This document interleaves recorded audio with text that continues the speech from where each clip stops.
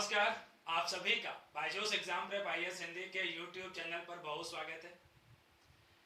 Civil सेवा प्रारंभिक परीक्षा 2024 सिविल सर्विसेज एग्जामिनेशन प्रीलिम्स 2024 16 जून जीएस पेपर 1 हो चुका है। आधुनिक भारतीय इतिहास से कितने प्रश्न आए थे? करीब 5 के आसपास क्वेश्चन थे। उसमें से एक प्रश्न का संबंध मध्यकालीन भारतीय इतिहास और आधुनिक भारतीय इतिहास दोनों के साथ में था। उसकी चर्चा मैं पहले कर चुका हूं इसके ठीक पहले वाले वीडियो में, राइट? वो आप तक पहुंच भी चुका होगा। और अब मैं इस वीडियो में चर्चा करूंगा कि प्राचीन भारतीय इतिहास, आप यहां पर देखिएगा, प्राचीन भारतीय इतिहास और कला और संस्कृति, इस खंड से कितने प्रश्न आए। अगर हम बात करें मध्यकालीन भारतीय इतिहास की, तो कला और संस्कृति आदि के साथ में जोड़ करके क्वेश्चन निकल गए। एक क्वेश्चन मिडिवल का था जो कि मॉडर्न के साथ में ओवरलैप कर रहा था, तो मैंने वही डिस्कस कर दिया था। कुल मिलाकर के हम लोग हिस्ट्री से करीब 12 से 14 क्वेश्चन यहाँ पर, कुछ एक टीचर्स में होता है ना कि नहीं ये क्वेश्चन भी हिस्ट्री में रख सकते हैं, नहीं इसको नहीं रख सकते। हमने यहाँ पर रेफरेंस लिया है करीब 12 क्वेश्चंस का, एक दो क्वेश्चंस का एक वेरिएशन रख सकते हैं कि हाँ ठीक है वो संभव हो सकता है। ठीक है, प्रश्न अगर आप देखें इन टोटलिटी, अब मैं पूरा आपको अगर बता दूं, यहाँ पर मॉडर्न आपको बता चुका हूं, प्राचीन और कला और संस्कृति, ठीक है, इनको यहाँ पर बताने जा रहा हूं। क्वेश्चंस बहुत मुश्किल नहीं है। हाँ, लिटरेचर के जो क्वेश्चन है, जो बुक्स वगैरह के नाम पूछ लिए हैं, वो थोड़े से मुश्किल है। बाकी प्रश्न ऐसे हैं जो करंट अफेयर्स बेस्ड हैं। दो क्वेश्चन सीधे सीधे दिखे जो कि YouTube के ऊपर में जो हमारा टारगेट प्रीलिम्स क्रैश कोर्स हुआ था, सीधे प्रश्न वहां से पूछे गए हैं। टैबलेट के अंदर में या जो ऑनलाइन कोर्सेज हैं या जो ऑफलाइन क्लासेस हैं, जहां जहां पर भी मैं क्लासेस लेता हूं, जो विषय आपको मूल रूप से पढ़ाए थे कि जो क्लासरूम के विषय हैं, चाहे वो पीपीटी के विषय हो, चाहे वो आप जो स्टैंडर्ड बुक्स आप पढ़ते हैं, आर एस शर्मा है, सतीश चंद्रा है, विपिन चंद्रा आदि हैं, एनसीईआरटी है, तो उसी जो वो जो रेंज है, उसी रेंज से हमको प्रश्न देखने को मिले इस वर्ष इतिहास के खंड के अंदर में। पिछले वर्ष भी लगभग यही हुआ था। इसके पिछले साल 2022, बिल्कुल सही बात है, 2022 कठिन था। हमने तब भी आपसे कहा था कि देखिए 4-5 सालों में एक बार ऐसा होता है। आप देखिए 2023 2024 आसान है, बहुत मुश्किल नहीं कहेंगे इसको।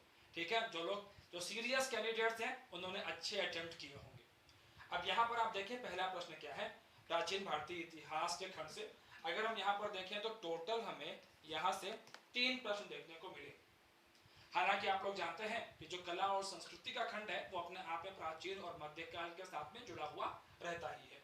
तो आप यहाँ पर देखें प्रश्न यहाँ पर उभर के सामने आया कि संघभूति नाम के भारतीय बौद्ध भिक्षु थे जिन्होंने 4वीं शताब्दी ईस्वी के अंत में चीन की यात्रा की और निम्नलिखित में से किस पर भाष्य लिखा, कमेंट्री की। मुश्किल है, निश्चित रूप से मुश्किल प्रश्न था और इसका सही जवाब है सर्वस्तिवाद विनय।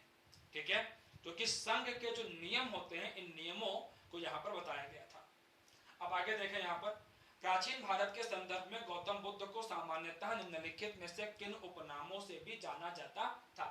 ठीक है, अब यहाँ पर अगर आप देखें कि गौतम बुद्ध को और भी किन उपनामों से जाना जाता था, तो क्लासरूम में, बुक्स के अंदर में हर जगह पर चर्चा होती है। गौतम बुद्ध को शाक्य मुनि भी कहते थे, शाक्य सिंह, शाक्य कुल से आते थे इसलिए शाक्य मुनि भी कहते हैं, शाक्य सिंह भी कहते हैं। तथागत जो आने जाने के बंधनों से मुक्त हो चुका है, सत्य की खोज में निकला हुआ है, तथागत, ये भी नाम गौतम बुद्ध के हैं, जो कि आनंद अक्सर इस्तेमाल करते हैं, बुद्ध स्वयं के लिए इस्तेमाल करते हैं, अन्य बुद्धों के लिए इस्तेमाल करते थे। और नायपुत्र, नायपुत्र जो शब्द है वो भगवान महावीर स्वामी के लिए प्रयोग किया जाता था। तो ऐसे में यहाँ पर हमसे पूछा क्या गया है कि गौतम बुद्ध जी के लिए किन एपिथेट्स, उपनामों का इस्तेमाल हो रहा था, तो 2 और 3 अर्थात बी इसका सही जवाब है। इसकी बात हो चुकी है सीधा इसमें। अब आगे देखो, पुरातात्विक स्थल है, राज्य है और विवरण है। अब देखिए, चंद्रकेतुगढ़ लगातार न्यूज में बना रहा, मैं अपने क्लासेस में करता रहा इसको। आ गया प्रश्न, चंद्रकेतुगढ़ चंद्रकेतुगढ़ उड़ीसा में नहीं है, बल्कि ये है पश्चिम बंगाल में।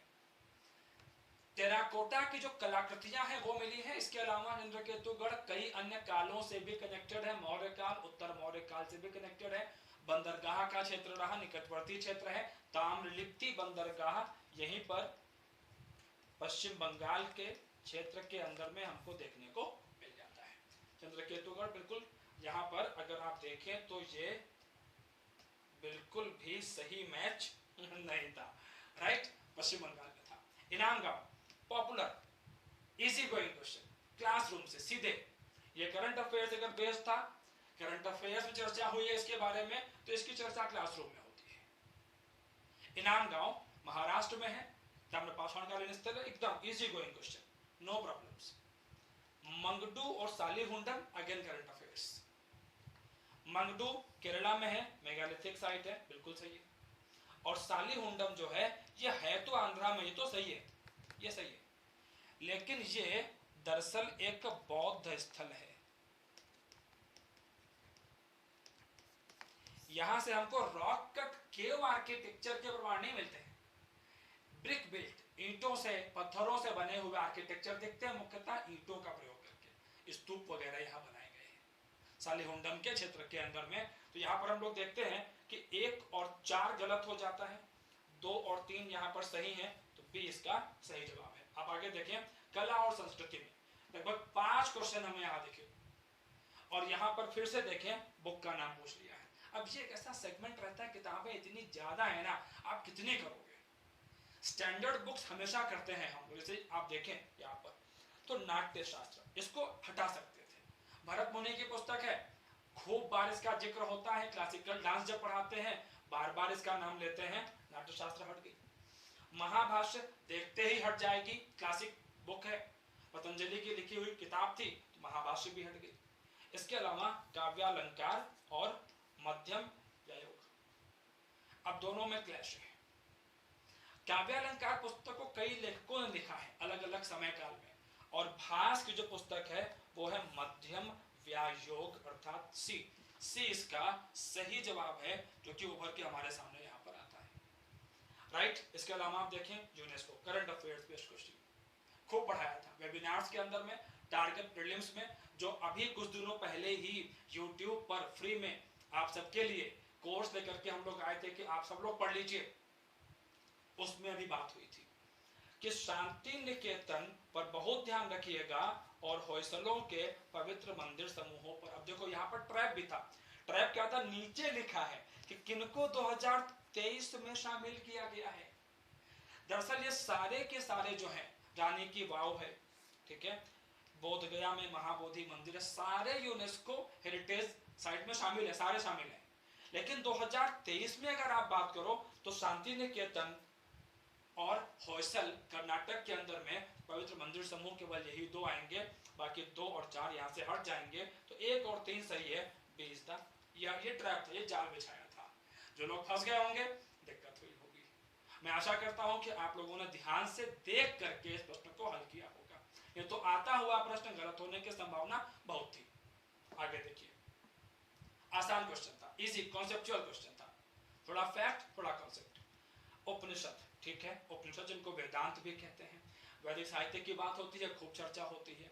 इसमें कोई नीति कथा नहीं है, शुद्ध रूप से गलत है।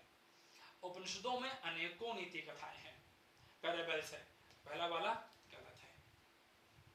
और भारत तो वैसे भी एक ऐसा राष्ट्र है जहां पर कथाएं कहानियां हमको प्रिय हैं। उपनिषदों की रचना पुराणों से भी पहले हुई थी। पुराण देखिए, मुख्य रूप से पुराणों को हम जोड़ते हैं गुप्त काल से, गुप्त काल में आकर के इनको अंतिम रूप दिया गया है। और उपनिषदों की रचना को हम जोड़ते हैं जो उत्तर वैदिक काल है वहां से जोड़ते हैं, अर्थात 1000 BCE से लेकर के 600 BCE के बीच में इनको हम रखते हैं। हालांकि कुछ उपनिषदों के अंदर पुराणों के नाम मिलते हैं, लेकिन इतिहासकार कहते हैं कि वो बाद में छेपक हैं, जोड़े गए हैं। मूलतः ओवरऑल अगर हम बात करें तो उपनिषद पहले हैं, पुराण बाद में है, राइट। तो अब यहां पर है क्या, दूसरा वाला सही है, हमसे सही पूछा गया था, तो 20 दा राइट वन, केवल 2 सही है। इसके अलावा आप देखें यूनेस्को की अमूर्त, यूनेस्को से ही 2 क्वेश्चन पूछ लिए हैं, मूर्त अमूर्त दोनों को जोड़ करके। अमूर्त में आ जाइए, गरबा खूब पढ़ाया था आपको कि अब यहां देखिए ईयर नहीं बोला, अब यहां क्या बोला, नवीनतम। लेटेस्ट बताना है कि 2023-24 में जो है, तो 2023 में हमने गरबा का इंक्लूजन देखा था। अब अगर आप ओवरऑल लिस्ट को देखें तो छऊ डांस है, दुर्गा पूजा है, कुंभ मेला है, सब अमूर्त सांस्कृतिक विरासत में आते हैं। मैंने बार बार कहा था अमूर्त सांस्कृतिक विरासतों को पूरा ही ध्यान से देखना, इनके डिस्क्रिप्शन से भी क्वेश्चन निकल सकता है। कुल मिलाकर के history was easy this year, right. तो एक बार मैं आपका रिकैप करवा दूं कितने क्वेश्चंस थे। तो आप यहां पर देखें 14 का यहां पर सी उठाया था, ये सेट डी है संभवतः, सेट डी है यहाँ पर, शायद मैंने पहले बी बोल दिया था, तो सेट डी है ये, ठीक है। आप यहाँ पर देखें 34 में 2 और 3 सही था, 2 और 3 बी इसका सही जवाब था, ठीक है। इसके अलावा आप यहाँ 35 में देख लीजिएगा, तो यहाँ पर हम लोगों ने देखा था कि 2 और 3 यहाँ भी सही था, तो 2 और 3 बी इसका सही था, ठीक है, ओके। 2 और 3 यहाँ पर भी आ गया था, ठीक है। इसके अलावा आर्ट एंड कल्चर में आप देखो तो सी इसका सही था। फिर आप यहाँ पर देखें तो 1 और 4 अर्थात केवल 2 यहाँ पर सही थे, सही पूछे गए थे हमसे, यहाँ भी सही पूछा गया है, केवल दूसरा वाला सही था, पहला वाला सही नहीं था। फिर आप देखो यूनेस्को में नवीनतम इंक्लूजन की बात थी, अमूर्त में तो गरबा डांस गुजरात का इसकी बात हुई थी, राइट। मैं आशा करता हूँ कि आप लोगों ने हिस्ट्री का सेगमेंट अच्छे से किया होगा। मैं ये भी आशा करता हूँ कि आपके बाकी खंड भी अच्छे से किए होंगे, और आप में से अनेकों कैंडिडेट्स, अनेकों अभ्यर्थी जो प्रीलिम्स का जो रण है, जो युद्ध है, इसको पार करके मुख्य परीक्षा की ओर आगे बढ़ेंगे। उसमें आपके नाम मुख्य परीक्षा में जो शामिल होने वाले कैंडिडेट्स हैं, जो अभ्यर्थी हैं, उस सूची में आपका नाम होगा। इसी आशा के साथ मैं आपसे विदा लेता हूं, और आप लोग जुड़े रहिए, क्योंकि जो और अनेकों खंड हैं, राज्य व्यवस्था के हैं, इकोनॉमी के हैं, साइंस टेक के हैं, इन सभी खंडों के सारे एक्सप्लेनेशन वीडियोस हम आज ही अपने YouTube चैनल के ऊपर में अपलोड करेंगे। चैनल को सब्सक्राइब कर लेंगे, बेल आइकन प्रेस कर लेंगे, तो सारे नोटिफिकेशंस आप तक पहुंचते रहेंगे। Thank you.